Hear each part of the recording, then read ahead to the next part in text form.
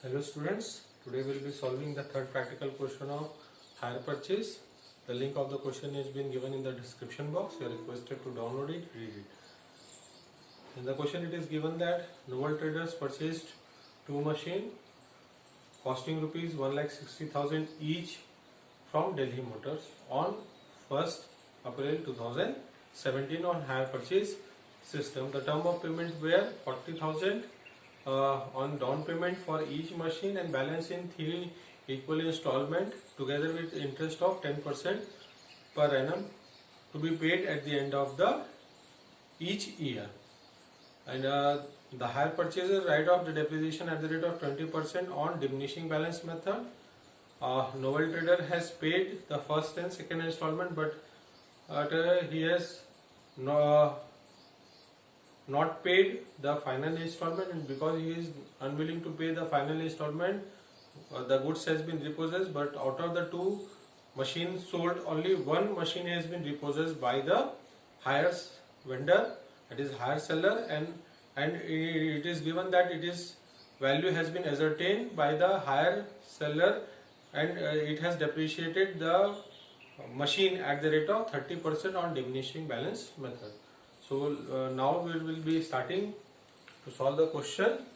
The first it is the preparation of analysis table, and on the first day, that is on 1/1/2017, Novel Traders had purchased how much? Two machines. One machine cost it is 1,60,000 multiplied by 2. The two machine cost it is how much? 3,20,000. And at the time of purchase, the Novel Trader has paid the down payment of rupees 40,000 each for each machine. So for the two machines, the down payment will be 40,000 multiplied by 2. That is 80,000 rupees. The balance outstanding amount as on 1/4/2017, it is how much? 2,40,000. Next, the first installment will be paid at the end of the first year. The first year will end on 31st March 2018.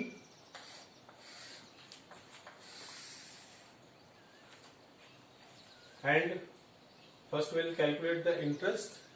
So the balance amount, it is 2,40,000. It is paid in 3 equal installment together with interest. So in the question it is given the interest will be calculated and it is not included in the installment. It means 2,40,000 divided by 3, it is 80,000. It is our cash price in installment. Question में बताया नहीं है. Question में ऐसा बोला है कि जो भी इंस्टॉलमेंट होगा उसे इंटरेस्ट प्लस करके Novel Traders at the end of each year final installment pay करेगा. दैट इज, तो हम यहाँ पे लिख रहे हैं एक इंस्टॉलमेंट कितनी की हुई, एक इंस्टॉलमेंट टोटल अमाउंट ड्यू कितना हुआ after payment of down payment, it is 2,40,000. उसको डिवाइडेड बाय 3 किए, 3 इक्वल इंस्टॉलमेंट में बोला है, ईयरली इंस्टॉलमेंट में बोला है, तो एक इंस्टॉलमेंट कितने का आया? 80,000. इस पे इंटरेस्ट प्लस होगा और इंटरेस्ट प्लस होने के बाद ही नोवेल ट्रेडर्स हायर सेलर को, हायर वेंडर को क्या करेगा? फाइनल इंस्टॉलमेंट, मतलब फर्स्ट इंस्टॉलमेंट, सेकेंड इंस्टॉलमेंट और थर्ड इंस्टॉलमेंट पे करेगा. इंटरेस्ट किस पे कैलकुलेट करेगा? होगा जो आउटस्टैंडिंग अमाउंट है. आउटस्टैंडिंग अमाउंट कितनी है? 2,40,000. और इंटरेस्ट का परसेंटेज कितना बोला है? 10% पर एनम. तो 2,40,000 का 10%, दैट इज 24,000. दोनों को प्लस किए तो फर्स्ट इंस्टॉलमेंट की जो अमाउंट आ रही है वो आ गई 1,04,000. हायर परचेजर ने पहला इंस्टॉलमेंट पे कर दिया तो हमने उसको क्या कर दिया? 80,000 को माइनस कर दिया. अब जो बैलेंस अमाउंट आया वो आया कितना? 1,60,000 as on 1/4/2018. Again the interest will be calculated on the balance amount, that is on 1,60,000 at the rate of 10%. It comes to how much? 16,000. The cash price included in the installment it is how much? 80,000. And the amount of second installment will be the cash price in installment plus interest, that is 16,000. तो दोनों को plus किए तो यहाँ पे आ गया 96,000. Novel Trader has paid the second installment also 31st March 2019 उसने पे कर दिया। अब the amount outstanding on 1/4/2019 it is how much 80,000 rupees,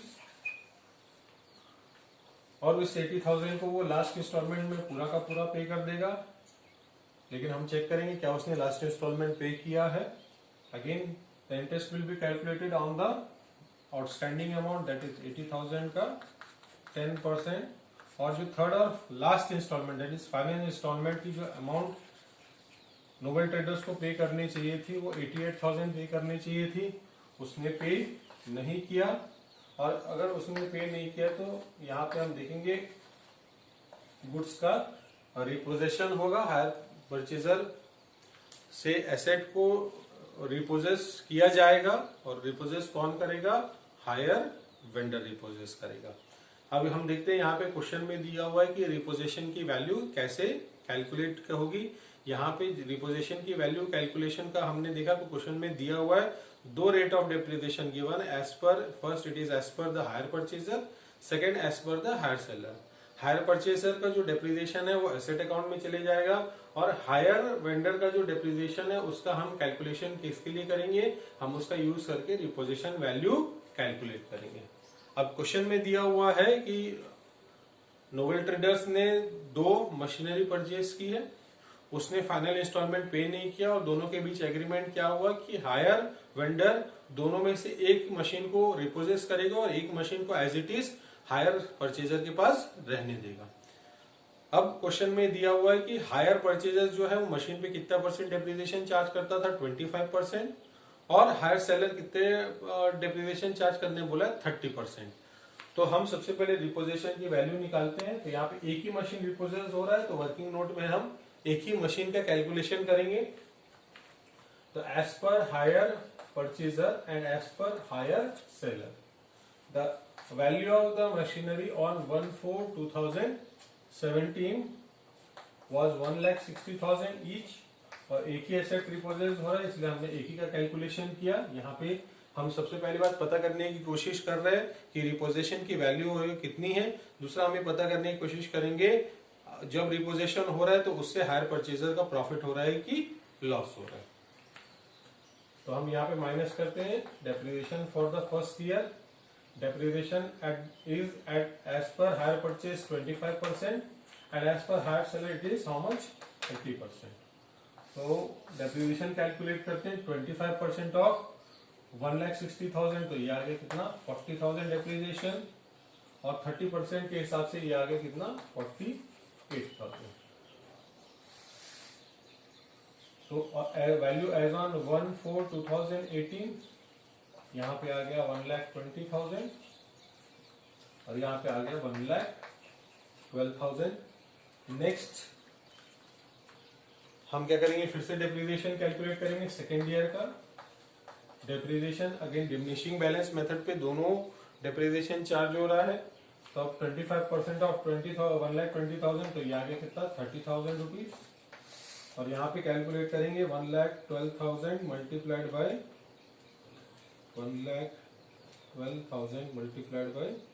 30%, तो ये कितना आ रहा है? 33,600। तो वैल्यू एज ऑन 1/4/2019 90,000 है as per hire purchaser, but seller के हिसाब से आया है वैल्यू 78,400, और फिर से डेप्रिसिएशन चार्ज होगा as per the value of the machine as on 31 March 2020। तो हम चेक करते हैं फिर से 90,000 का 25%, तो ये आ गया 22,500। Closing value will be 90,000 minus 22,500, it is how much? 67,500, और यहाँ पे 78,400 का 30%, ये आ रहा है 23,520। माइनस किए इसको 8,400 से, 78,400 माइनस 23,520, ये आ रहा है 54,880। तो अब यहाँ पे आप चेक कर सकते हैं उसी वैल्यू का एज पर हायर परचेज कितनी वैल्यू आ रही है और एज पर हायर सेलर कितनी वैल्यू आ रही है। तो यहाँ पे जो हायर परचेजर के बुक्स में एक मशीनरी की क्लोजिंग वैल्यू थी 67,500, लेकिन उस पे एज पर सेलर कितना डेप्रिसिएशन चार्ज करना था 30%। 30% चार्ज करने के बाद उसकी वैल्यू कितनी होनी चाहिए थी एज पर सेलर 54,880। तो सेलर के हिसाब से अगर हम वैल्यू कैलकुलेट कर रहे हैं तो वो हमारी क्या बनेगी repossession value. Repossession value of the machine कितनी आई 54,880। As per books of hire purchase it is value of 67,500। तो 67,500 की वैल्यू को ऑफ मशीन को हायर सेलर ने कितने में रिपोजेस किया 54,880 में रिपोजेस किया। इसका मतलब कम में रिपोजेस किया है, और अगर कम में रिपोजेस किया है तो it is a loss for the hire purchaser. तो लॉस ऑन रिपोजेशन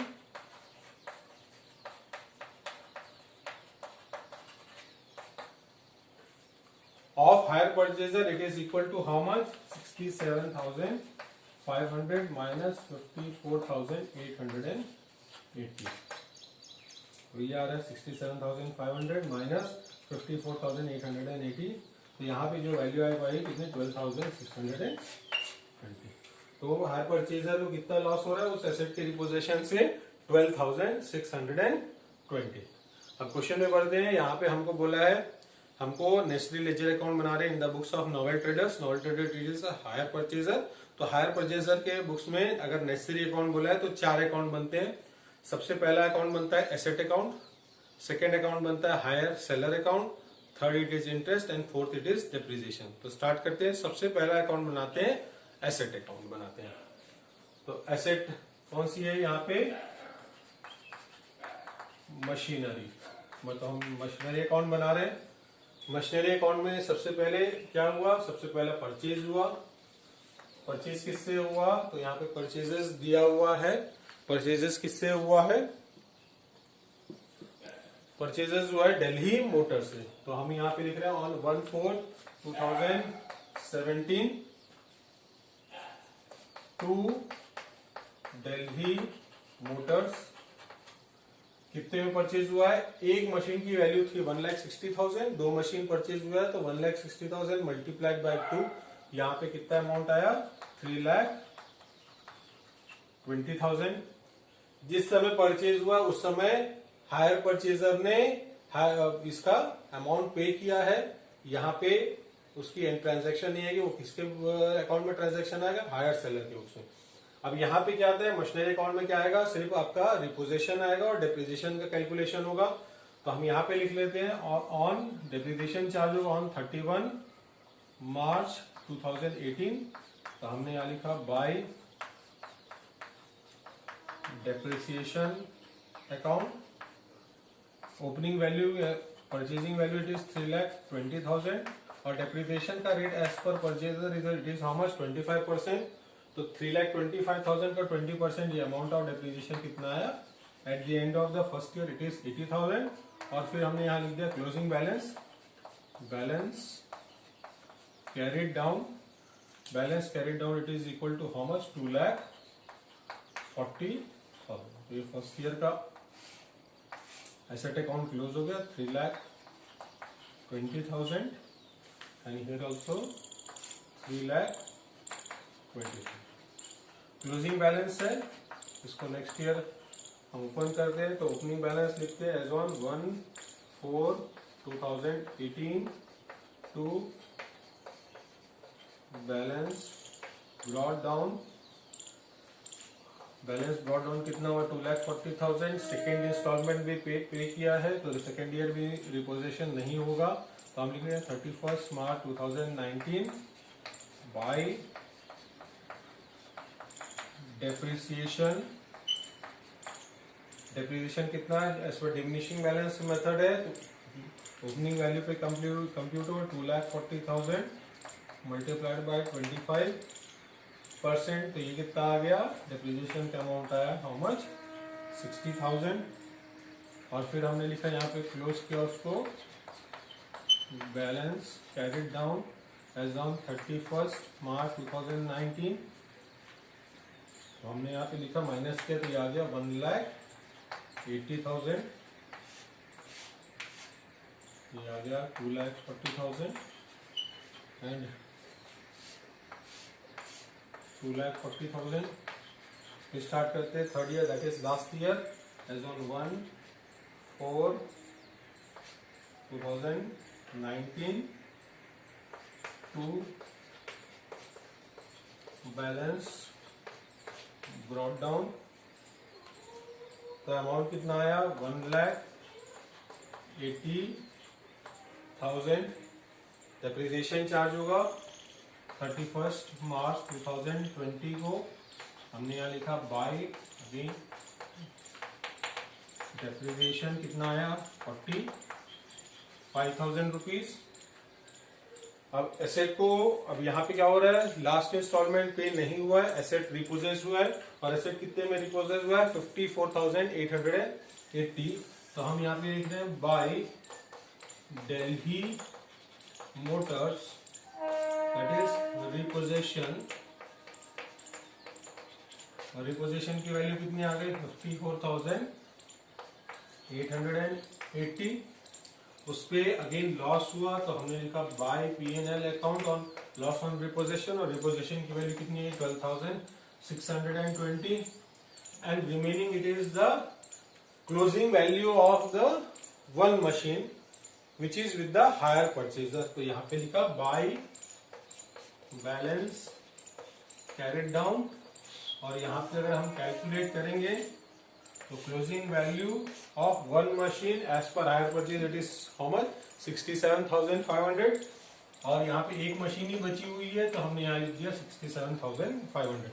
फिर भी एक बार चेक कर लेते हैं, 1,80,000 माइनस 45,000 डेप्रिसिएशन माइनस 54,880 माइनस 12,620। तो यहाँ पे वैल्यू कितनी आ रही है 67,500 ही क्लोजिंग वैल्यू आ रही है। और ये हो गया पहला लेजर अकाउंट क्लोज हो गया as on 31 March 2020, 31 March 20 and 31 March 20।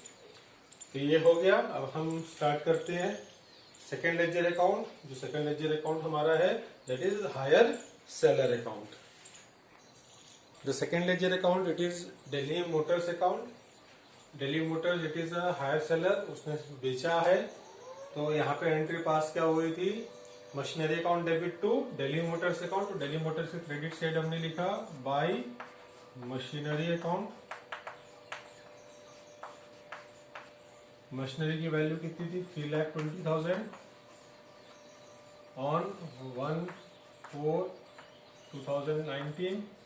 और इमीडिएटली क्या हुआ, डाउन पेमेंट परचेजर ने सेलर को किया। यहाँ पे लिखा हमने टू बैंक अकाउंट, हमारी एंट्री पास हुई दिल्ली मोटर्स अकाउंट डेबिट तो बैंक अकाउंट एज ऑन 1/4/2017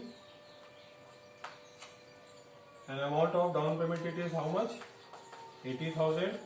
अब क्या होगा, at the end of the first year installment due होगा और इंटरेस्ट की भी ड्यू होगा। तो इंटरेस्ट की एंट्री पास होगी 31 मार्च 2018 को। Interest account debit to Delhi Motors account, तो हमने यहाँ लिखा by interest account. Interest due at the end of the first year कितना आया 24,000, और परचेजर ने पहला इंस्टॉलमेंट पे किया ऑन 31 मार्च 2018। एंट्री पास हुआ Delhi Motors account debit to bank account, तो हमने लिखा टू बैंक अकाउंट। पहला इंस्टॉलमेंट कितने का है 1,04,000 का। और at the end of the first year closing balance the amount which is to be paid to the hire seller, amount आ रही है to balance carried down it is how much 1,60,000 rupees, 3,54,000 and 3,54,000। Second year open होगा, यहाँ पे हम लिख रहे हैं 1/4/2018 by balance brought down. Balance sheet is how much? 1,60,000. At the end of the second year interest due होगा. Interest account debit to Delhi Motors account. तो यहाँ पे लिखा हमने by interest account. Interest account it is how much at the end of the second year? It is how much? 16,000. Total it is 1,76,000. Second installment is also being paid by the hire purchaser. तो यहाँ पे hire seller को receive होगा on 31/3/2019 to bank account, and the amount of second installment it is how much? 96,000. and at the end of the second year still the balance amount to be paid कितना आ रहा है? ये 80,000. 1,76,000. Next year फिर से और as on 1/4/2019 still the amount to be paid it is 80,000. The interest is due on 31st March 2020 by interest account. Interest amount is 8,000, and the third installment is not paid by the hire purchaser, so the hire seller took back the goods which he has sold at the value of how much? 54,880. Entry क्या pass हुई? Delhi Motors account debit to machinery account. तो हमने लिखा यहाँ पे to machinery account. Value it is how much? 54,880 on 31st March 2020. और इसके बाद भी अगर पैसा बच गया है तो as per their agreement purchaser balance जो ड्यू अमाउंट है वो as per the agreement between the two parties उस पर्टिकुलर डेट पे रिमेनिंग अमाउंट का वो पेमेंट करेगा. अभी still the amount which is to be paid to the hire seller की अमाउंट आ रही है. हम बैलेंस कैरी डाउन करते हैं.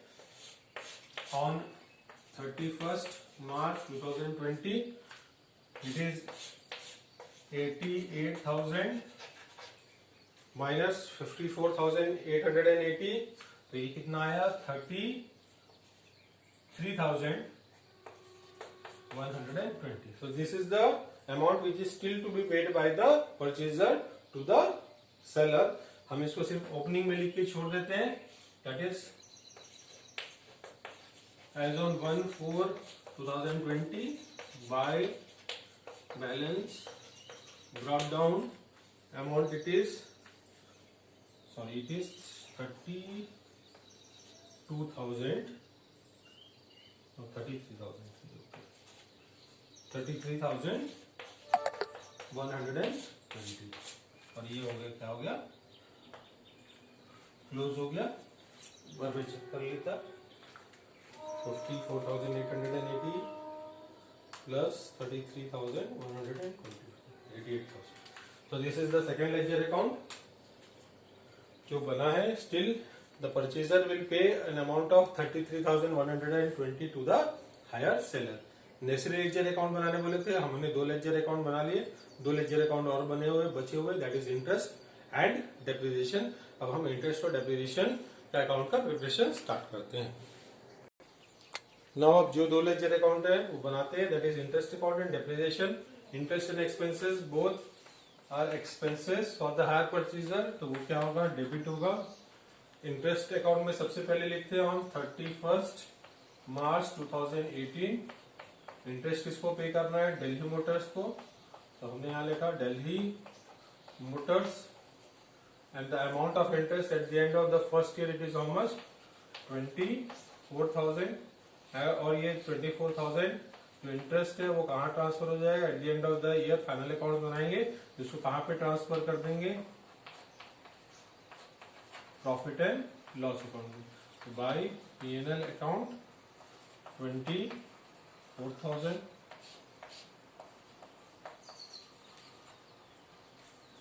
सेकेंड ईयर का इंटरेस्ट जो कैलकुलेट हुआ वो 16,000 that is on 31st March 2019 to again Delhi Motors. Amount of interest is how much 16,000। और सेकेंड ईयर का जब हम फाइनल अकाउंट बनाएंगे या बना चुके हैं तो ऑटोमेटिकली इसको कहाँ पे ट्रांसफर कर देंगे, प्रॉफिट एंड लॉस अकाउंट में, that is 31st March 2019 by profit and loss account.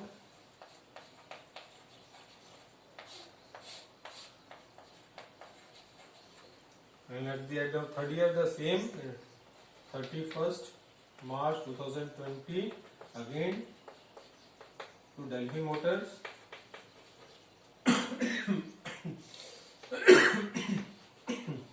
amount of interest is how much 8,000 और 8,000 कहाँ पे ट्रांसफर हो जाएगा, again it is transfer to P&L account. तो डेप्रिसिएशन अकाउंट और इंटरेस्ट अकाउंट में ज्यादा कुछ करना नहीं है, सिर्फ अमाउंट लिखना है और उसको ट्रांसफर कर देना है। उसी तरीके से डेप्रिसिएशन किस पे चार्ज होता है, एसेट पे, and depreciation is charge at the end of the year 31st March 2018। Depreciation किस पे चार्ज होता है, एसेट पे, और यहाँ पे एसेट क्या बताया है, मशीनरी। तो हम यहाँ लिख रहे हैं to machinery account. Depreciation first year का 3,20,000 है, उसका 25% डेप्रिसिएशन कितना आया, डेप्रिसिएशन आया 80,000 eight the end of the. तो ये जो डेप्रिसिएशन है उसको कहां पे ट्रांसफर कर देंगे, प्रॉफिट एंड लॉस अकाउंट में 31st March 2018 by P&L account.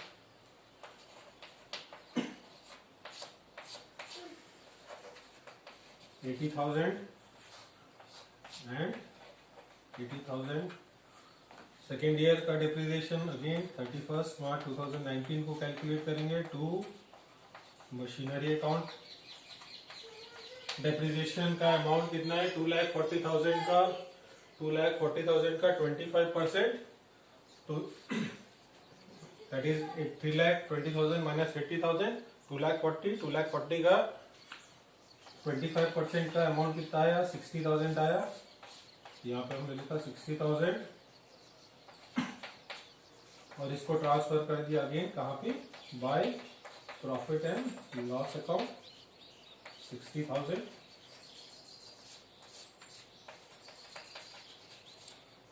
तो लास्ट ईयर का डिप्रिसिएशन है 45,000। तो on 31st March 2022 again machinery account depreciation amount it is how much 45,000 और इसको कहाँ पे ट्रांसफर कर दिए to profit and loss account by P&L account 40।